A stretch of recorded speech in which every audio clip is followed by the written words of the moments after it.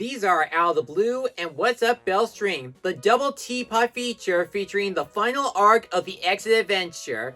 And just to recap, it's that little side plot that's been happening inside Force's head where some of the eliminated contestants of BFB, Pencil, Light, Fiery Jr., and the rest are trying to figure out a way to escape Force's head. And the last time we saw them, the 9 Exitors went their separate ways to find their way to get out of Force's head. There's Team Fiery Jr. where they go into the forest. There's Light's team where they go up the inverted waterfall where there's a castle on the edge of the cliff, while Team Pencil checked the other classrooms down the hallway to see if there's a secret exit somewhere, while Robati is still stuck inside Eternal Algebra class because he was the only one that didn't escape from 4. And it turns out that these Exitors have been stuck inside Force's head for over 6 years. Even after the 4th season of BFDI ended, Force still wants them to stay for Eternal Algebra class because he really wasn't kidding that they had to stay for Eternal Algebra class for all eternity.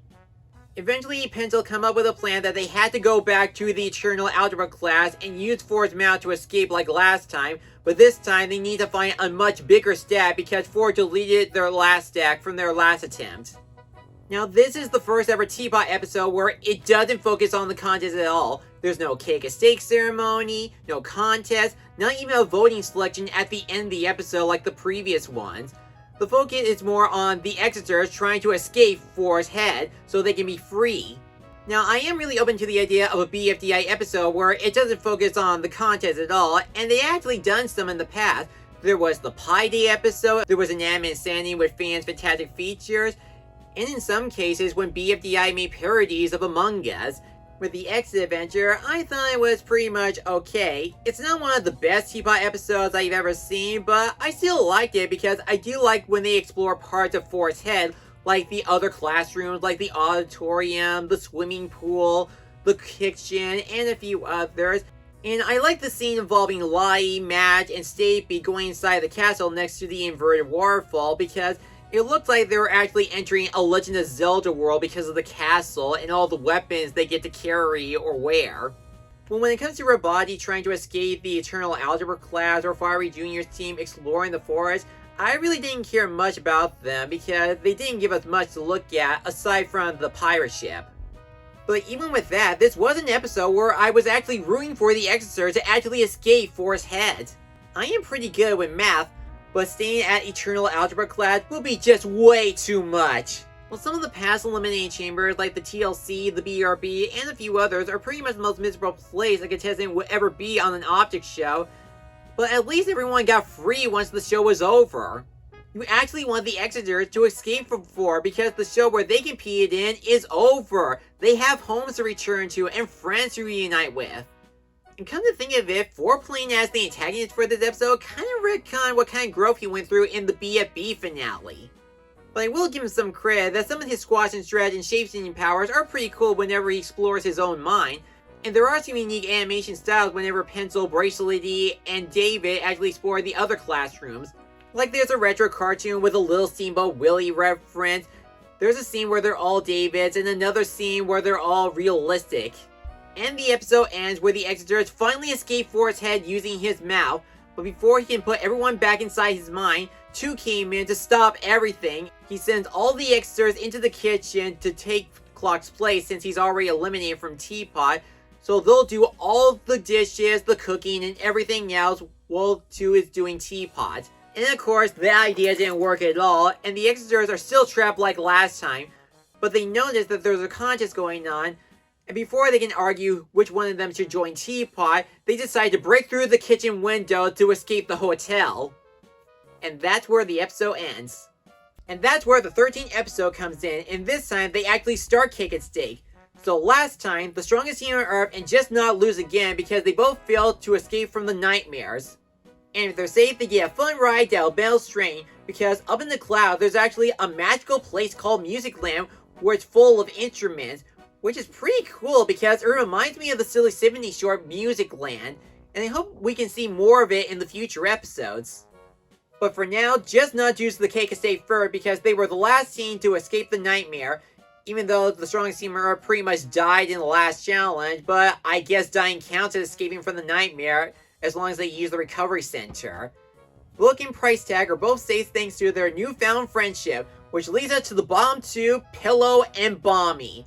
Pillow's on the chopping block because while trying to conduct the perfect research on what brings good luck, she pretty much wastes everyone's time on doing some useless stuff and not notice that Book was inside the jawbreaker during the nightmare.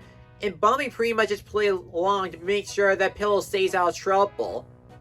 However, despite Nichols' warning from the last episode, Pillow is still safe again while Bommy is eliminated. Now, I really didn't want Bommy to be eliminated in this episode because I really like Bommy over Pillow.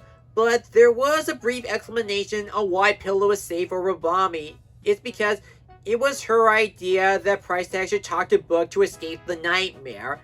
Even though Pillow really doesn't like doing some good deeds because she finds them disgusting, she was given no choice but to actually do a good deed to see it can actually give some good luck to the team. And it turns out she was given some good luck after all because of that good deed.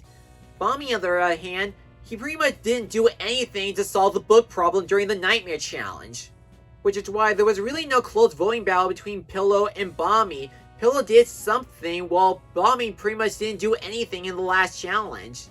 I am really sad to see Bommy go in Teapot, but let's just hope he'll have some good luck in BFDIA.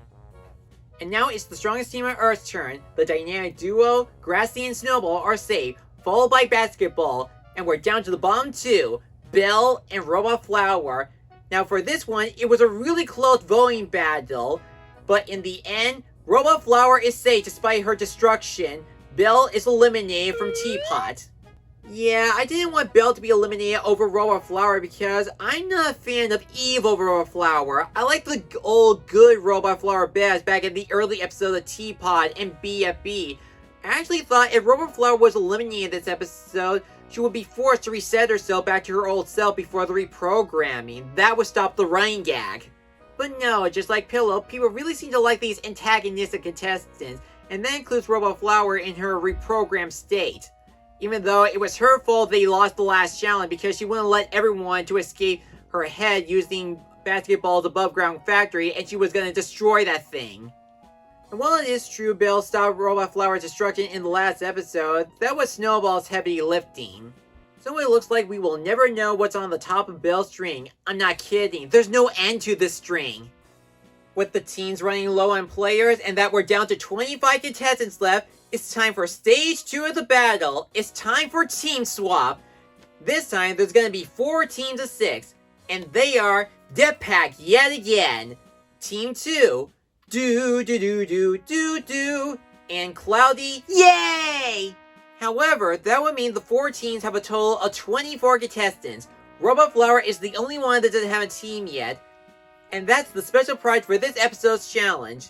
For their next challenge as new teams, they must fill their team pit as much as they can. It could be something alive, not alive, or whatever they can find in the BFDI universe. The hotel is not allowed. Whichever team fills their pit the most will receive a special prize. They get Robot Flower on their team. The 2 teams with the lowest fill will be up for elimination. Oh, I almost forgot. None of the remaining players formed their own team. That was one doing some reshuffling. They were also the one that gave the goodbye magic to Belle and Bommy. So in this episode, we finally see one getting a much bigger role than blending in the background.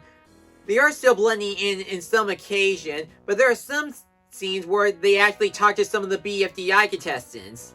However, whenever one talks to one of these Teapot contestants, there's something very suspicious about them. There's a scene where they actually kidnap Fanny, and they go to this weird looking place, and one actually gave Fanny a new mouth, but there is a catch. Fanny has to do a favor in return for one. By the time this episode was released, we still don't know what is it that this one character is really planning. All that we know is that they are a friend of 2 and they're just trying to help out another friend of 2. But we don't know who they are talking about exactly. We do see that Fanny and Ice Cube finally got their mouth and legs back, so that would mean they will have to return the favor in the next episode, but we don't know what it is exactly. The only one that's confused and very concerned about all of this is Basketball. She's been trying to tell everyone that something is really up about this one character and how everyone's been disappearing lately, but for some reason, no one will believe her nor listen to her. There is a brief understanding why TV doesn't want to listen to basketball after what happened to Robot Flower, but there's no reason why Tennis Ball or Tree should be ignoring basketball of what she's trying to say. They couldn't even free her from TV's glue. For the rest of the team, this is actually the first ever team that Tennis Ball doesn't team up with Golf Ball in this. That means Tennis Ball will have to do some team leadership all by himself. Pen and Needle are competing against each other to see which one of them is the strongest member of the team, which I never really knew that Pen was considered a strong player. In Team 2, this could actually be a good chance for Book to actually make amends with Ice Cube, and apparently Eraser got a new rival after Teardrop got eliminated, and he chose Bottle. I'm not gonna lie, the rivalry between Eraser and Bottle is just funny to me, because no matter what Eraser does, Bottle turns out okay in the end. For Death Pack yet again, I'm actually surprised that the 4 remaining Death Pack again members are still together, and they just have 2 new members, Pen and Gady. It is kinda nice that Pen volunteers to be the new team leader of Death Pack yet again, while staying true to Death Pack's original vow of preventing death. Meanwhile, on Cloudy A, unlike Basketball's new team where most of the members completely ignore her with little to no reason, Cloudy A does have a good explanation why they are ignoring Golf Ball. It's because she wants to be the leader, the bossy leader, and nobody ever agreed to it. She tries to lead it in to make sure the new team is equal, but she wants to remain the big-time leader, and that completely scares everyone away, so they pick Donut to be the leader instead. Oh, and apparently Pillow has a new research to look over, and that's about bad leadership, and she wants to study how bad Donut's leadership is. The only member of Cloudy A that remains loyal to Golf Ball is Yellowface, and that's because Golf Ball wants to use Yellowface's ad dimension to bring all the stuff into the pit, which is actually a clever idea. But in all seriousness, I think the 4 new teams are pretty cool, and I really do like the new interactions between the characters. And during the challenge, I actually had no idea which team was in the lead and who was at the bottom, because it felt like the new teams were pretty much neck and neck until the very end. But there is one moment at the end of the episode that is really huge, and they saved the best for last. One of the Exitors from BFB is going to join TPOT. After being trapped inside Forrest's head for 6 years and being temporarily trapped inside the kitchen at the hotel, we finally get to see one of the Exitors is going to join TPOT at the next episode, and it's up to the voters to decide. And unlike the previous TPOT episode where you can only vote for one person from only one team, for the rest of TPOT, they get to vote for one member from each team instead of only one team. And in this team swap episode, they get to vote for one Exitor to join TPOT. They can choose Pencil, Bracelety, Lai, Roboti, 8-Ball, Stapy, David, Match, Fiery Jr., or Dora. Whichever Exeter receives the most votes will join TPOT and earn a chance to win 2's limitless power. And like everyone else, I knew it would be a matter of time that one of these Exeters would actually join TPOT, and I can't wait to see who it's gonna be. I really don't know which Exeter is considered the number 1 pick to join TPOT, but I think the voting can be based on which Exeter performed the best in the previous episode on Escaping 4. So, for my prediction, I think it's going to come down to Pencil, Bracelety, Stapy, or Lai, because I actually thought they performed the best on Escaping 4. But again, that's just my personal prediction. I don't know who has the least votes or the most episodes until I see the next episode. But now that the remaining players are getting settled in with their new teams, forming new friendships, what new adventure awaits for them?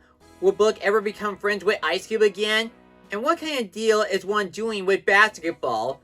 Well, we're just gonna have to wait until the next episode to see what new challenge awaits us on the next stage of The Power of 2!